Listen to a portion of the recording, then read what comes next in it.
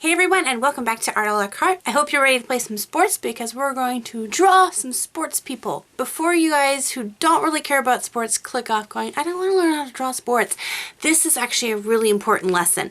This is something that you can use in any form of figure drawing or actually drawing pretty much anything. If you're looking at a picture and want to try to interpret what you're seeing into a drawing, this is super important. So even if you don't like sports, stay tuned and watch this video. This is one of the lessons that when I learned it, my art leveled up huge. So definitely stay tuned to this video. Pencil and some paper, and the best part is having lots of fun with art a la carte. So let's first start off with a basic little review of what we learned in the last lesson. And if you need more help with it, you can obviously go back and rewatch that.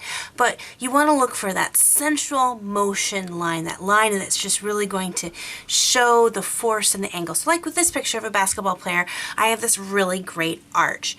And you want to try to interpret that arch into your sketch, whether you're sketching digitally or traditionally on just paper. You want to try to find that one motion line, and then you're going to gesture draw your stick figure right over top of that, trying to keep in with that. You're going to use your circles and your lines just to give an idea of where the head is, or where the back is, or where the legs are.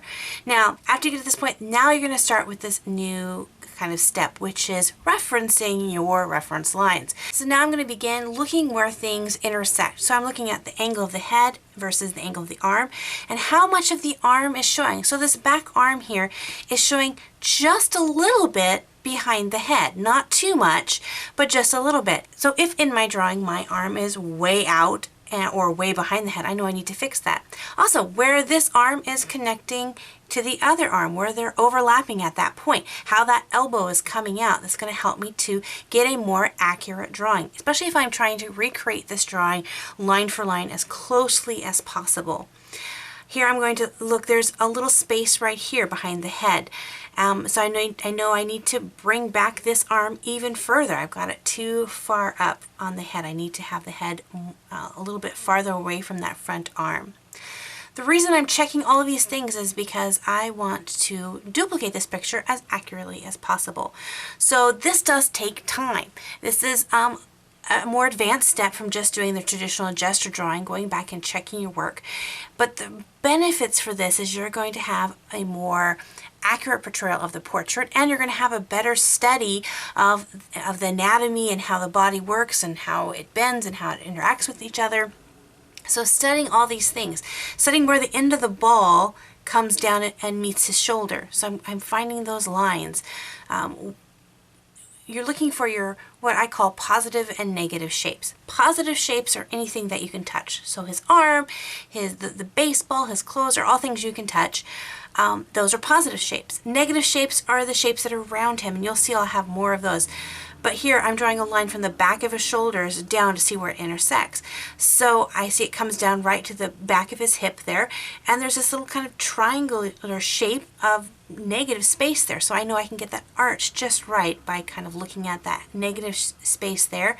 Also the back of his heel, where it comes to the back of his hip, also creates a bit of a negative space there.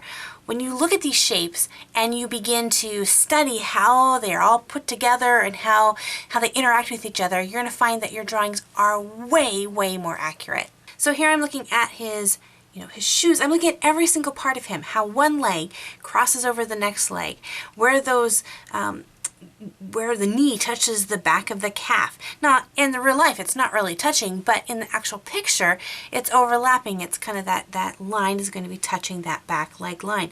And where is it touching? If I have that back leg pulled way up behind him and you can't hardly see it, then I know I'm not getting an accurate picture done. There's a lot of you guys who message me and say, how can I make my art better? What can I do to strengthen my art or to improve? And this is one of them. Taking this time to really make your eyes see what the picture is. And as an artist, I'm always saying, look at reference photos and remember they're just reference. Have fun with it. Change it up however you want to.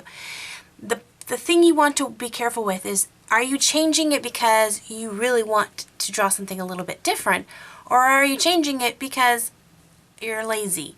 And I do that sometimes when I'm drawing a picture and I don't do this reference check and I go, yeah, I don't have time for it. It's because I'm being a lazy artist and I am denying myself that chance to improve, to push myself. So when I find I take this time to really begin to see these things, then I find I become stronger in that aspect and faster at this. And it won't take me 10 minutes to draw a figure. When I do it constantly and I'm practicing this every day, as I'm doing my gesture drawing itself, and I'll show you in later sketches here how quick I get with this. I don't have to draw these little lines on the reference photo. I can then just automatically see it, and as I'm gesturing these out, it's helping me to get an accurate portrayal.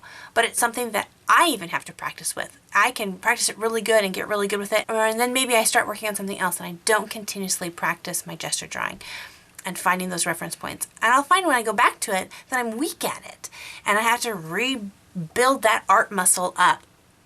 So really just begin to push yourself to look at all the reference lines, to see the overlapping. And again, this is going to transcend just not figure drawing, but say you want to learn how to draw animals better, or trees, or architecture, or anything, landscape. As you begin to see how do things interact, where are those things overlapping, how can I judge the distance between this and this, how big is this in comparison to that, it is going to strengthen every avenue of your art sketching or drawing or interpretation. Now, what about if you don't like to use reference photos? What if you just like to draw from your mind, imagination, creating that? Well, if you want to draw a wolf from your mind, you're really going to need to know what a wolf looks like. And by first practicing from a reference photo and drawing that figure out and studying the stew out of it, so that you can see, okay, when they are running, what do their legs look like? Where's their head position? How big is their head in comparison to their body? This part of taking and referencing things and seeing how they compare to other things is going to help you to build that knowledge. Then later on, when you want to draw something without your reference photo, your mind already has that built into it. You've programmed your mind to already have that knowledge. Then you can begin to create new pictures that you don't have a reference photo for. So I encourage you, whether you're drawing because you want to just have fun, or you're drawing because you want to be a serious artist, whether you want to draw people or animals or whatever, this is an amazing skill to learn. And I encourage you to practice this out. Again, you don't have to use sports people. I just chose to use sports people in this video because it had several people asking, how do you draw people in sports? And so I thought I would use this as a reference to kind of help them and to teach you this really cool technique. As you can see from this lesson, whether you're drawing football players or basketball players or ballet dancers or belly dancers, horses, wolves, whales, or even trees, that finding those intersecting lines, the negative, the positive space, going back and checking your reference photo and looking back is going to help you to really first be able to draw exactly what you're looking at, and then later, as you begin to learn that thing, to be able to draw it more accurately in your own version. So as you're drawing something just straight from your mind, it'll just begin to help to translate over that. So leave your thoughts about this lesson in the comment section below, or in your requests that you have for future videos. I'd love to hear them. If you enjoyed this tutorial, make sure to check out all my other videos. I have tons and tons of videos, so definitely go try out a couple more videos. And if you're not a subscriber, what are you waiting for? Hit that subscribe button so you can be part of the Art a la Carte family and you won't miss out on a single video. So until next time, God bless you guys, and we'll see you later. Bye-bye!